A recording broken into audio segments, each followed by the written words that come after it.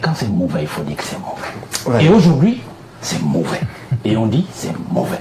Parce qu'en fait, le président de la République n'a plus la force. Il faut que ceux qui sont dans son parti... Ça se voit, non? Le lui concèdent. Qu'ils avouent, qu'ils reconnaissent que le président... On ne lui demande plus de sautiller partout. Vous comprenez? Il n'en a plus la force. Mais tout ce qu'on lui demande, c'est par exemple, même s'il est assis au village, comme à l'heure actuelle là, il signe au moins un gouvernement, il rafraîchit le gouvernement. Pour que ceux qui ont fait des scandales depuis 2019, au moins que le peuple sache que son président est présent. Et qu'il peut châtier ceux qui s'amusent avec la fortune publique. Vous comprenez? On a quelques exemples, notamment avec le Covid-Gate, le Covid-Gate, oui. Vous signez un décret de remaniement, vous n'avez pas besoin d'aller courir au stade Omnisport ou à Olympe ou à Bepanda ou ici, on est à Japon. Vous comprenez? C'est un stylo. D'ailleurs, ici, des arrêtés, des décrets chaque semaine. Pour nommer des gens, pour faire autre chose sauf remanier. Vous comprenez? Est-ce qu'on a besoin, quand on est celui qui connaît tout, celui qui connaît le Cameroun, celui qui doit encore être là, est-ce qu'on peut justifier cela? Merci. Des personnes. Non, je finis. Oui. Le Conseil national, quoi là, vous appelez comment? La communication. Non, la magistrature. Conseil supérieur de la magistrature. Oui, donc il en est. Tous les membres sont désuets. Il y a encore une semaine, on en parlait. C'est-à-dire que les mandats étaient arrivés à échéance. Tous. Donc c'est une structure qui est désormais terminée. On ne peut plus rien faire. Les enfants sont au quartier, les magistrats sont au quartier depuis 4 promotions. Ils sont là, ils vadrouillent. Vous voyez comment vous allez former? Vous dites donc qu'il faut former la jeunesse. Quelle est la jeunesse que vous voulez former en la clochardant? Vous comprenez? C'est ça le véritable souci. Est-ce qu'on peut penser qu'il a vraiment de bonnes intentions envers la jeunesse? Parce que quand on dit jeunesse, moi je vois, il dit jeunesse. D'ailleurs, chez eux, je crois que le président des OJ, ils ont des 70 ans, les 65 ans. Et lui, il est sur le plateau, il dit non, il faut que ça reste. Alors, je sors en disant que, M. Ngoti, cette jeunesse-là, quand nous parlons de jeunesse, ce n'est pas une affaire d'âge, c'est une affaire de renouvellement. C'est une affaire de renouvellement. Parce qu'un acte que vous posez, pour déplacer un pion et en mettre un autre, vous avez renouvelé, vous avez rajeuni. Vous comprenez? Maintenant, on peut être un individu de 92 ans et travailler comme un monsieur de 25 ans. Vous comprenez? Vous n'avez pas besoin de courir au stade Japoma, comme je l'ai dit. Si il rafraîchissait son gouvernement au moins tous les 2-3 ans, on voyait que quelqu'un a pris l'argent de l'État la semaine dernière, la semaine d'après, on l'a pris, on l'a amené devant le juge. Mais ça, c'est de la jeunesse, ça, dans le travail. Vous comprenez? Il ne s'agit pas d'âge, forcément. Donc, je voudrais que la jeunesse comprenne aujourd'hui que nous respectons les aînés. D'ailleurs, ça a toujours été mon discours. Parce que je pense toujours que si le Cameroun tombe aujourd'hui, nous sommes les plus grands perdants. Hein. Si on entre en guerre, dans une guerre civile, ou je ne sais pas moi, nous sommes les grands perdants parce que nous n'avons pas d'argent. Moi, je n'ai pas deux patries. Et d'ailleurs, ceux qui font de la moto, ainsi de suite, n'ont pas deux patries. C'est nous qui allons subir. Mais ceux qui ont pris notre argent partout, il y en a même qui ont des doubles nationalités, ils iront à l'extérieur, on va les équiper, vous comprenez. Mais nous n'avons qu'un seul pays. Et c'est pour cela que nous voulons que octobre arrive dans la paix et que justement nous puissions reprendre notre pays entre les mains du président Paul Biya, au cas où lui-même il pense, enfin il continue à nous montrer qu'il n'en veut plus. Parce qu'il n'y a pas 10 façons comme de montrer qu'on ne veut plus de quelque chose, c'est en fait de ne plus travailler et de laisser faire. Alors, non, je crois qu'on est dans un circuit désormais fermé depuis 2019, c'est-à-dire le dernier gouvernement qu'a pris le président de la République, et justement agrémenté à cela le retrait de l'homme de l'activité politique et surtout l'activité administrative, parce qu'il concentre ces deux activités entre ses mains. Et comme j'ai eu l'habitude de le dire toutes ces années, il a installé le pays dans un pourrissement total. C'est-à-dire qu'en se retirant de la scène politique et administrative, il a laissé faire tous ses collaborateurs. Donc tous les désordres dans le gouvernement auxquels on a assisté, on ne revient plus dessus. Les ministres qui se marchent dessus, le Premier ministre dont la parole n'est plus vraiment... Mais alors, on est arrivé dans un niveau où ses alliés aussi réfléchissent. Ils se posent bien des questions claires. Quel est leur avenir pour 2025 ? Et sur le fondement de ce que nous avons déjà évoqué ici, et sur lequel on peut continuer, c'est-à-dire que le président aussi est fatigué. Notre allié, je pense pour l'UNDP, c'est depuis 1997, Pour le FSNC, je ne sais pas, ou c'est depuis 2009, ou je ne sais pas quand ils ont, tout à fait, lors du ils ont dernier, baptisé. Vous voyez? Mais ça date quand même de dizaines d'années pour les alliances. Vous voyez? Et l'homme n'était pas encore celui qu'il voit aujourd'hui. L'homme leur semblait encore être présent et travaillant. L'homme, peut-être même encore, là je dis peut-être, pouvait encore avoir les capacités de se mettre en contact direct avec eux quand ils avaient un problème à régler, puisque ce sont ses alliés. Vous voyez? Il y a donc ce flou orchestré dans leur relation, premier élément, qui peut expliquer leur retrait ou la rupture de l'alliance. La deuxième chose, c'est que il y a aussi l'élément régional. L'élément régional, on dit le Grand Nord. Disons ça comme ça, c'est vrai que c'est un terme que j'aime pas beaucoup, comme j'aime pas aussi l'affaire de nord-ouest, sud-ouest anglophone, j'aime pas ça, mais disons ça comme ça, c'est plus approprié. Vous voyez? Le Grand Nord se réveille, du moins la jeunesse du Grand Nord se réveille, comme toute la jeunesse d'ailleurs, du Cameroun, partout ailleurs, elle se réveille, même si c'est pas encore le cas. Alors, les cadors de la politique, que sont justement ceux-là dont on parle, ont aussi une crainte. Ils peuvent être laissés sur le bas-côté par la révolution politique qui s'annonce. C'est-à-dire que si le label Paul Biya venait à être rejeté dans les régions septentrionales, eux qui garderaient toujours les alliances avec ce RDPC-là et ce Paul Biya-là risqueraient d'être passés aux oubliettes. Vous voyez? Il faut anticiper. Deuxième élément, c'est l'anticipation. Le troisième élément, et là je vais embrayer rapidement, ça va peut-être créer des émules. Je crois qu'on est dans une zone de turbulence où le parti au pouvoir, là c'est un soupçon. Là c'est un soupçon, serait à la manœuvre aussi pour diluer cet élan de relâchement ou de détachement des régions septentrionales du parti au pouvoir en général et de l'Ombie en particulier.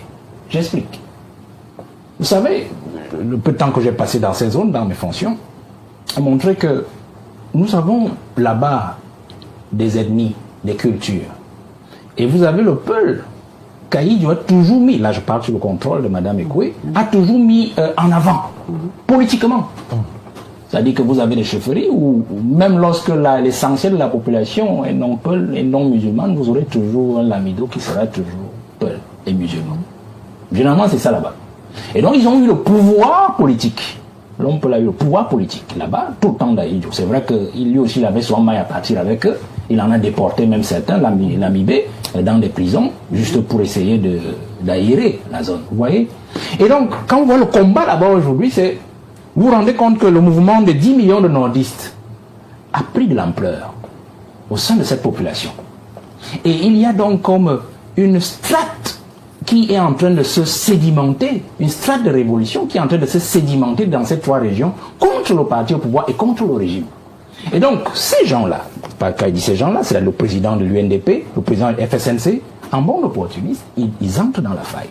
Ils entrent dans la faille pour faire quoi? Et là, j'ai dit, je suis dans un soupçon de manipulation pour récupérer cette révolution. Je donne un seul indice. J'ai vu certains membres de l'opposition se réjouir des démissions. Moi, je suis d'accord. Si ça, j'ai vu même l'écrit de l'un d'eux qui dit ça contribue à renforcer les fissures sur le mur RDPC. D'accord. Mais un seul indice. Pourquoi pour moi ça ne me dit pas grand-chose et au contraire nous devons le craindre, c'est que tous sont candidats. Tous sont candidats.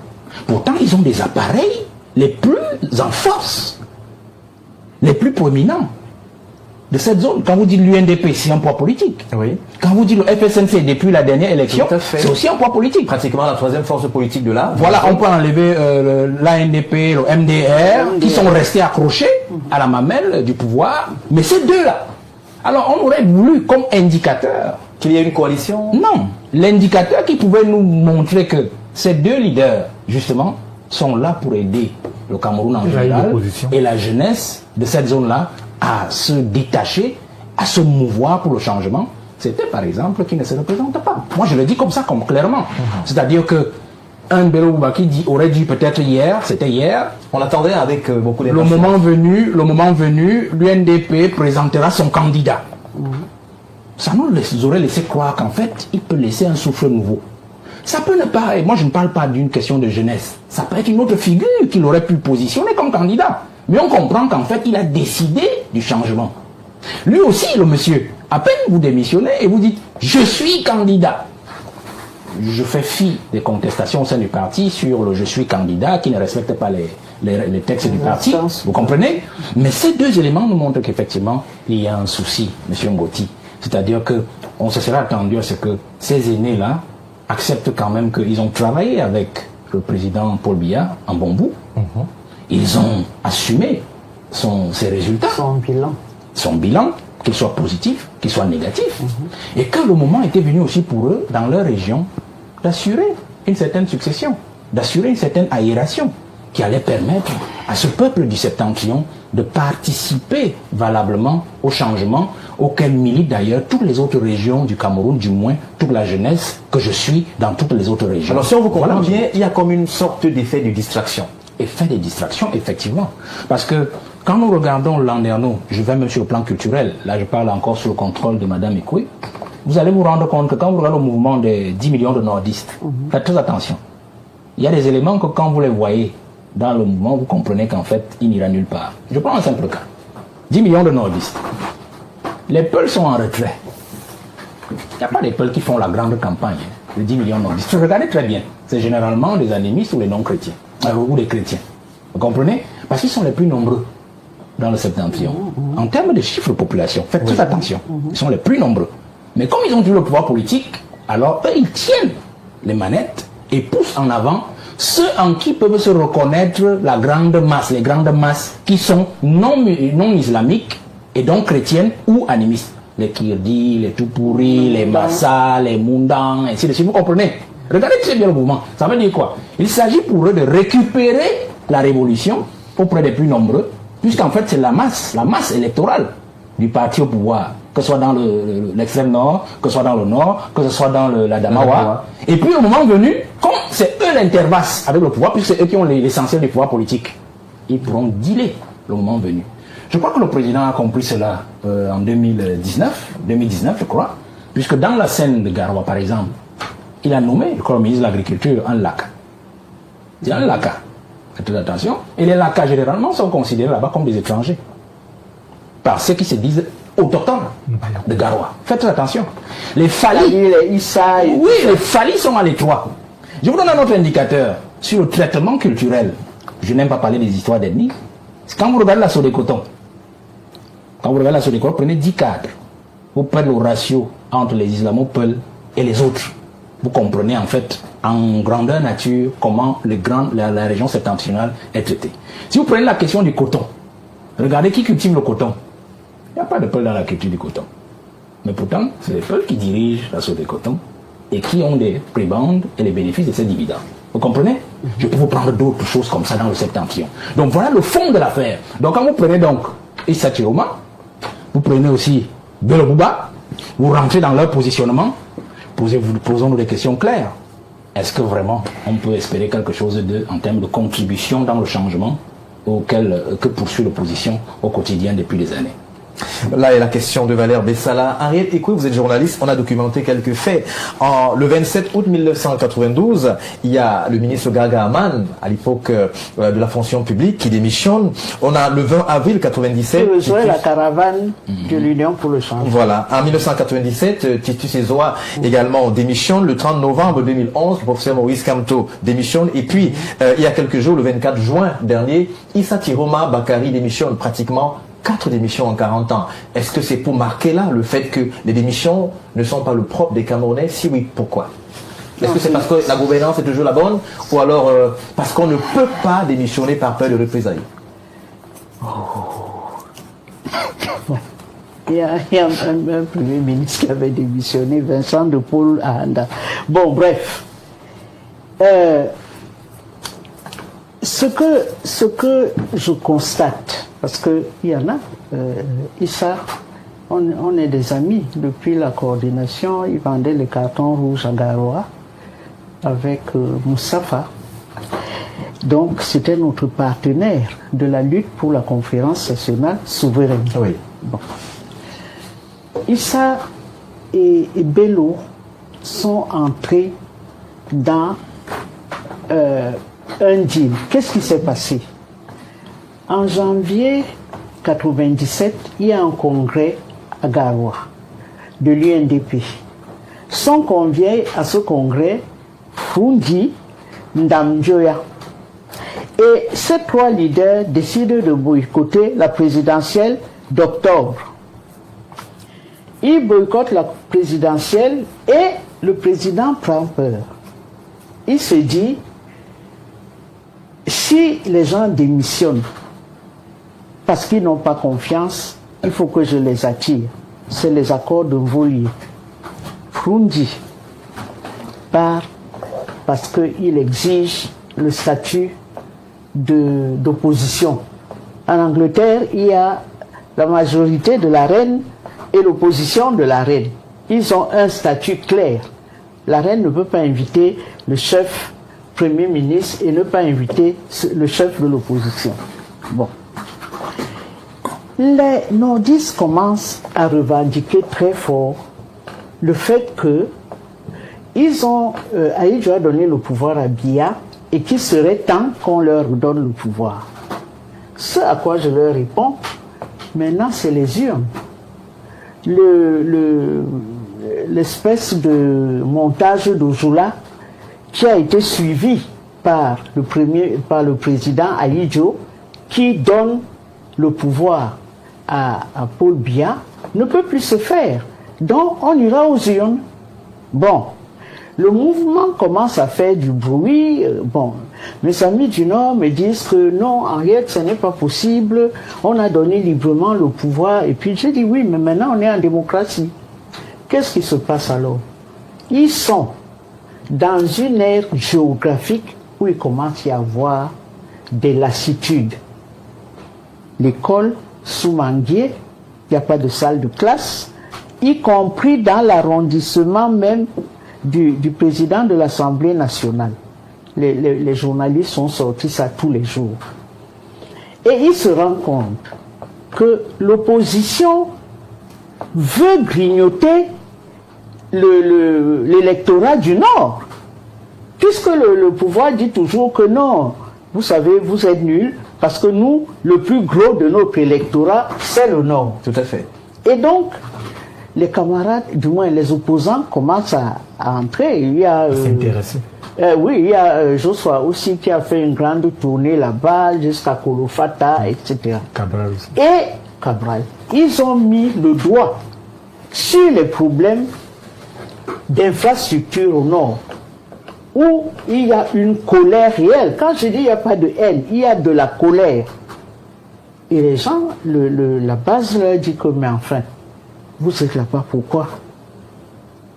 Ce à quoi mes amis qui sont là-bas répondent, quand je les interroge, ils me disent non, on a fait une alliance avec un parti qui s'appelle le RDPC.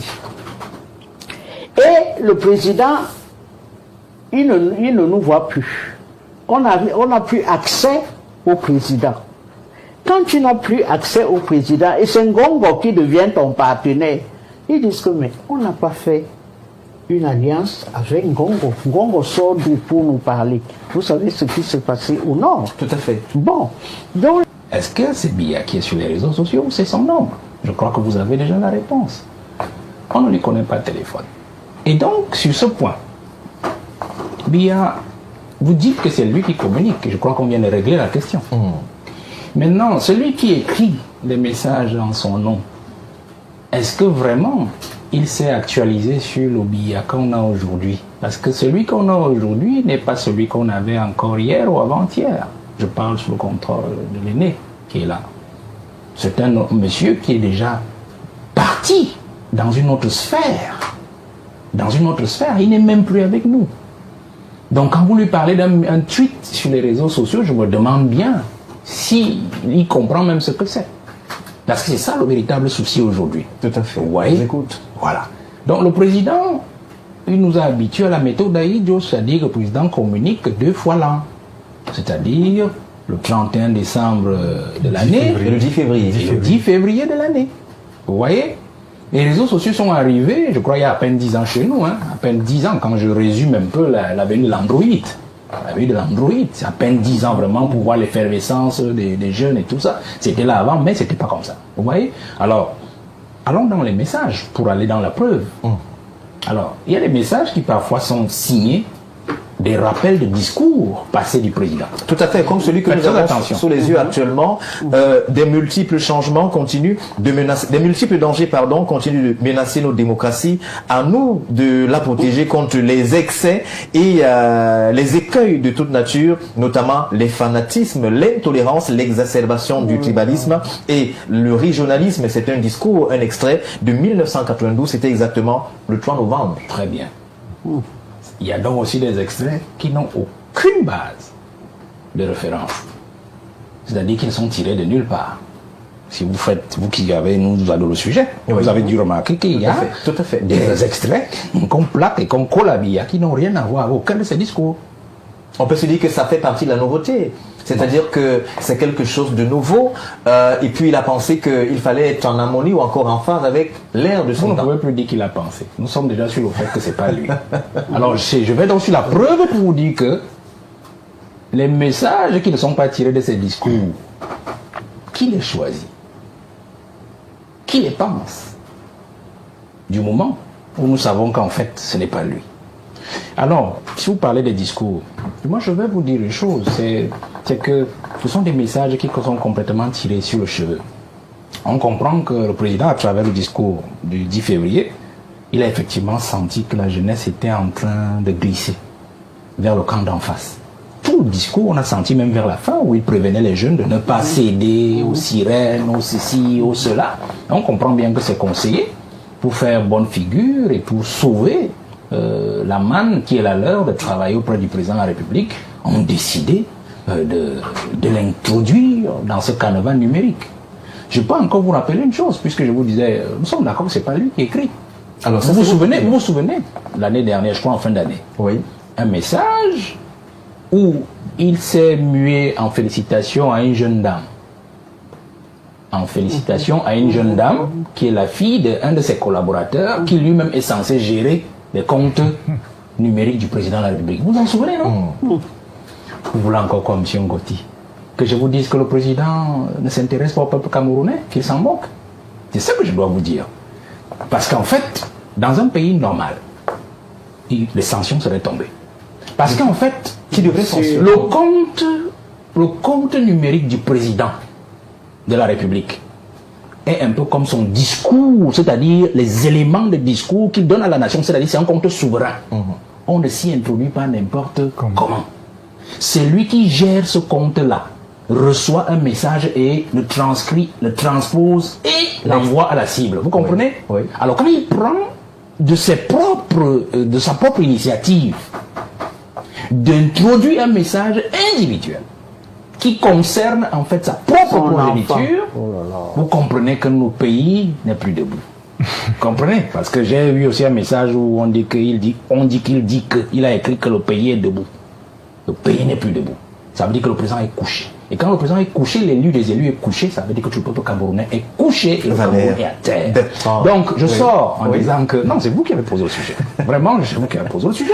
Je pense que je parle avec des faits. Oui, tout à fait. On vous écoute. Très bien. On vous écoute très Donc bien. je sors en disant que M. Ngoti, le président n'a que des intérêts des Cameroun. Pour moi, il est déjà parti. Tout ce que la jeunesse doit comprendre aujourd'hui, c'est qu'elle doit prendre son destin en main. Suivre encore les aînés qui peuvent encore servir d'exemple et trouver le chemin pour octobre pour que on aide le président à laisser reposer. On n'a rien contre la vieillesse. Vous savez, nous prions même pour nous autres d'atteindre cet âge-là. Notre mère est là à côté. Je ne suis pas sûr d'atteindre son âge, vous voyez.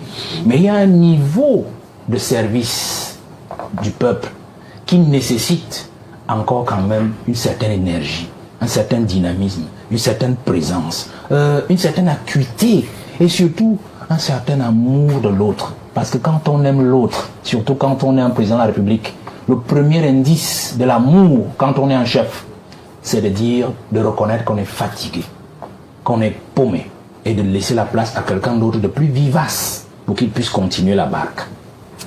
Pourquoi? Parce qu'on décide qu'on va faire la démocratie. Quand les élections s'annoncent, on sort les arbres de la paix, on fait des marches. Oh, la paix est menacée. Qu'est-ce qui menace la paix? Simplement, on veut dire aux gens que si jamais vous revendiquez une victoire, on sort l'armée des casernes. Parce que c'est ça, cette démocratie. Elle est tenue par les forces armées. Dès que les gens descendent dans la rue, on sort l'armée des casernes et on tue. Donc chaque fois, en 2004, on a sorti des chars d'assaut à Douala. Qu'est-ce qui se passe? Le gouverneur, non, le préfet dit aux gens d'aller faire les provisions. On met un sentiment de peur. Et le jour de l'élection de 2004, c'était comme si Douala était une ville morte. On sort les chars d'assaut. Est-ce que c'est une stratégie d'influence? Non, c'est-à-dire que depuis qu'on est dans la démocratie, donc, et que le parti au pouvoir sait qu'il va perdre, vous arrivez au pouvoir. Le président précédent dit que les caisses sont pleines. Vous confirmez que les caisses sont pleines. 2 jours après, le FMI est arrivé, on n'a plus à manger, il n'y a plus de bourse, on chasse les gens des boulots, on ferme les entreprises, etc. Ça a été dû, je ne sais pas, ce qui s'est passé dans les années 80-90. Et si l'opposition a eu du succès, c'est à cause du FMI et de la Banque mondiale. Où toute l'opposition, tous les leaders ont convergé vers l'opposition. Pourquoi? Parce qu'il y a eu des détournements massifs. Les gens qui ont fait le coup d'État, leur déclaration, ça a été qu'à l'allure où va le pays, on sera bientôt dans un gouffre. Et ça n'a pas loupé. On ne sort plus du FMI. On veut acheter une brouette, on court au FMI. On va acheter je ne sais pas quoi, on court au FMI. On fait des emprunts à gauche, à droite. Où en est la dette? Et on a endetté toutes les générations qui vont suivre. Et quand on prend de l'argent, les ministres détournent de l'argent. Ils mettent ça dans leur poche. Et on dit que non, il faut éduquer les populations. À quoi? Pourquoi on n'a pas éduqué les ministres qui détournaient? Le président a dit, désormais, on va faire la rigueur et la moralité. Tout à fait. Et ça n'a pas été suivi du fait de ces ministres. Donc quand les jeunes veulent parler, on a fermé l'université aux jeunes parlementaires, on les a chassés, parfois en refusant même de leur donner leur diplôme. Donc quand on dit ici qu'il faut continuer le boulot, il faut former les jeunes, vous les formez à quoi? Les jeunes ont une conscience politique. Et quand les gens faisaient les villes mortes, d'accord, les leaders étaient là, mais ce sont les jeunes qui posaient les barricades. Et ils ont payé le prix fort. Pourquoi on n'a pas dit que ce sont des jeunes, il faut les laisser et tout et tout? Quand Maître Tegen dit qu'il faut respecter le travail, évidemment. Quand le président vient dire que oui, les Bensikineurs s'occupent de leurs parents. Quand tu as une licence, tu as fait la licence pour être Bensikineur. Donc il faut avoir quand même un degré de révolte. Je ne peux pas poursuivre, parce qu'on risque de suspendre ton... De toutes les façons, on n'appelle pas à la révolte, on essaye de comprendre. Oui, c'est ça, non, pas du tout. Social, loin notamment de nous, cette expression de révolte, on n'en est pas là. Alors, Valère Bessala, on parle de cette jeunesse qu'il faut appâter, mais il y a un problème qui est visible de tous. On parlait tout à l'heure des Bensikineurs, on voit cette jeunesse qui est titulaire de licence, de master, ainsi de suite, mais qui fait quand même la formation technique. Dans ce contexte-là, est-ce qu'on peut se dire que ces messages qui viennent de part et d'autre peuvent amener cette jeunesse à s'intéresser? D'ailleurs, on observe que de moins en moins, ou alors les jeunes s'intéressent à la chose politique. Bon, je voudrais d'abord relever quelques effets de mollesse, de mollesse argumentaire de Maître Tegen, parce que Je comprends que quand nous travaillons sur la scène politique, s'il en est, je crois qu'il est représentant du RDPC, on doit aussi avoir un peu d'histoire. Et au-delà de l'histoire, on doit avoir la connaissance des artères, du pouvoir et surtout de l'objet. Que ce soit on défend, puisqu'il est du parti d'en face, ou que l'on combat, puisque nous sommes en face du parti d'en face. Vous voyez? Il faut lire Mattei. Il faut lire Mattei, le code BIA. On dit le président n'a pas de téléphone. On ne lui connaît pas un téléphone. Je dis ça comme ça, allez le lire. Mattei l'a dit. Le code BIA. Oui, je le vois. code BIA. Puisqu'il parle de l'homme BIA, puisque c'est un ouvrage en censeur du président de la République. C'est-à-dire que vous ne pouvez pas prendre un téléphone et dire voici le numéro et vous composez. Maintenant, dans les arcanes, c'est clair. Moi, j'ai dit que de tous les collaborateurs du président que j'ai eu à côtoyer, tous m'ont certifié que quand le président a besoin de parler à quelqu'un, c'est son garde du corps ou c'est son aide de camp qui apporte le téléphone au patron. Bon, si vous connaissez le numéro, je sais que vous êtes la plus ancienne sur ce plateau. Je sais au moins que par courant, parce que je peux aussi m'avancer, comme il dit très vite, alors que vous êtes là dans votre histoire, vous vous souvenez qu'un jour, un monsieur était assis à côté de vous, et appelé le téléphone, a appelé le président a répondu que c'était son numéro. Donc il y a de la pratique de ce que nous connaissons. Parce qu'un homme ou un pays, c'est de l'histoire qu'on a dite, qu'on a entendue, qu'on a écrite. Vous comprenez? Et au-delà des faits, c'est qu'on a écrit. Donc je vais évacuer cela. Quand vous avez invité ici pour le sujet, j'ai bien dit le discours à la nation. Le discours au corps diplomatique n'est pas un discours à la nation. Tout à fait, tout à fait. Les discours institutionnels, dans la pratique institutionnelle, c'est le 10 février et le 10 février. C'est là-bas qui s'adresse au peuple. Oui. Au peuple jeune, le 10 février, et le peuple dans l'ensemble, Le 31 le 31 de chaque année. Donc il s'agit d'une affaire de culture, monsieur. Donc je vais dire, pour traverser rapidement sur cela, j'évacue tout ce qu'il a eu à dire après, pour dire qu'en fait la jeunesse n'a plus besoin de ça. Elle a besoin de Parce quoi? qu'elle a besoin justement d'un président qui est présent et qui travaille. C'est tout ce dont elle a besoin. La jeunesse ne veut pas savoir s'il a traversé l'histoire, s'il connaît l'histoire, s'il est le seul. D'ailleurs, le dire de sa bouche que le président est le seul aujourd'hui qui est capable. Ça veut dire que lui-même qui est dans le parti au pouvoir, il s'avoue incompétent. Il s'avoue incapable. Ça veut dire que le chef du RDPC, qui est son chef à lui, n'a pas pu faire de lui un homme capable de lui succéder. Parce que la première capacité d'un chef, c'est de former ses successeurs. Voilà. Il n'y a pas de bon maître sans disciple. Il n'y a pas de bon maître sans disciple. Le dauphinat. Si un disciple vient sur le voie et dit qu'il n'y a que son chef qui, depuis 63 années, au sommet de la haute administration de l'État, 43 années comme président de la République, qui peut encore faire à cette année-ci, à 92 ans, il a un problème. Et je sais qu'il parle comme tous ceux qui sont de son parti. Donc en fait, il représente ces gens-là, qui nous maintiennent dans cette misère, pour nous dire qu'en fait, l'homme providentiel ne devrait pas disparaître.